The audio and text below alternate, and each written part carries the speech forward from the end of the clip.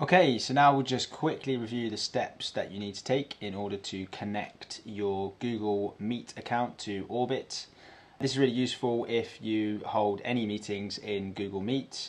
You can connect your account and then all of your meetings are just automatically imported into Orbit, so you can very easily create documents straight away off the back of those meetings. So the first step you need to take is just navigate yourself to the integrations option in the sidebar here. And you'll see that one of the options that we offer is Google Meet.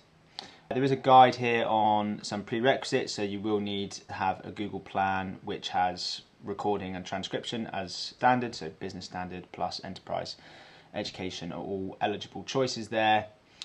And then you also need to be the owner of the meeting, so you need to organize the meeting. So the steps to connect are actually super simple. You just click on this Connect Google here. This will pop up a sign-in screen, so you can choose which Google account you want to connect with your Orbit account. It doesn't have to be the same email address, so I'm going to use this one here. So this is just the standard Google OAuth process. So as long as you're happy with that, you can allow, and you will see a nice loading screen as everything is being sorted in the background. This can take a little bit of time, but there we go. We've got a successful Google Meet integration coming up there and get automatically redirected back to the integrations page. So now that we're all connected, go away and create a recording in Google Meet. So this works for Google Meets that you have organized in your calendar or all Google Meets that you start instantly. I'm going to start an instant meeting just to show you the steps you need to take when creating the meeting. So you go down here to the Manage Recording option. If you don't see the Manage Recording option, it's probably because your account doesn't have the necessary permissions and you might need to upgrade. But you can click on Manage Recording there, and then I'm going to toggle Start a Transcript. Up to you whether or not you want to include captions in the meeting. So we'll start that recording, and as soon as that recording and transcribing widget appears, you know that you're off. So you can have the meeting as normal, and as soon as you're done, you can end the meeting. Within a couple of minutes, you should see the transcript appear within Orbit. Okay, so the Google Meet has landed in our records page. It's nice and easy to identify because you get a nice little Google Meet icon in here, and the name of the record by default is just Google Meet followed by the ID of the meeting. So we can click into that record, and this is the familiar record interface where we have the summary and the transcript. So the key differences with the transcript, we have name tags of who has said what. We're able to pull that from Google so that we know who has spoken. In the example, it was just myself in the meeting, and therefore it's just my name that we see. But we can see each of the different segments of text that were spoken in the meeting.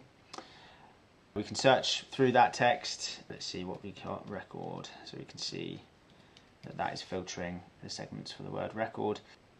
We can copy that or download that as we require. You will have noticed that there are these timestamps with the play buttons. We can't currently play those, and you will have also noticed that the audio playback is not rendering the audio. That is because we have the option to import the audio from Google if we wish. The reason we do that is because the transcript becomes available before the recording comes available from Google. If you are just wanting to create documents straight off the back of the meeting, you can do that because we have the transcript. However, if you do need the audio so that you can listen to it back, you can import that from Google once it is available. It's really important to note that because the recording doesn't become available straight away from Google, there is a bit of time before you can actually import that. You can attempt to import it straight away, and you will see this. If the audio is not there, if the recording has not been processed yet, you won't see it. Normally the indicator of when that is available is you will get an email from Gemini to say that your recording is ready to view. Depends on the length of the meeting, how long it takes. It can take anywhere between 5 minutes and an hour normally for that audio to become available. What we can also see is the summary is created automatically for you. If you do not want that functionality, if you want to trigger the summarization yourself, you can come back into your integrations tab and toggle this auto process recordings. If you toggle this auto process recordings to off, it means that when that record lands, you have the ability to create the summary, trigger the creation of that summary manually. There's no difference in the functionality you have to create documents and chat with the transcript and all of the other functionality that we have for other recording mechanisms, so all of that remains the same. You can also come up here and very easily change the name of the record.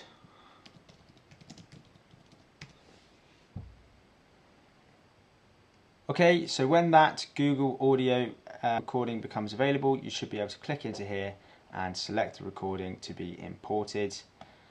You select that there, wait for the audio to come in,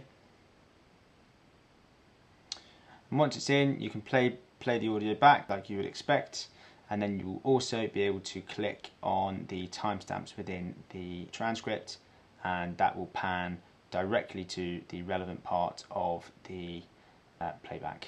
The demo is trying to, and there we go. Thank you.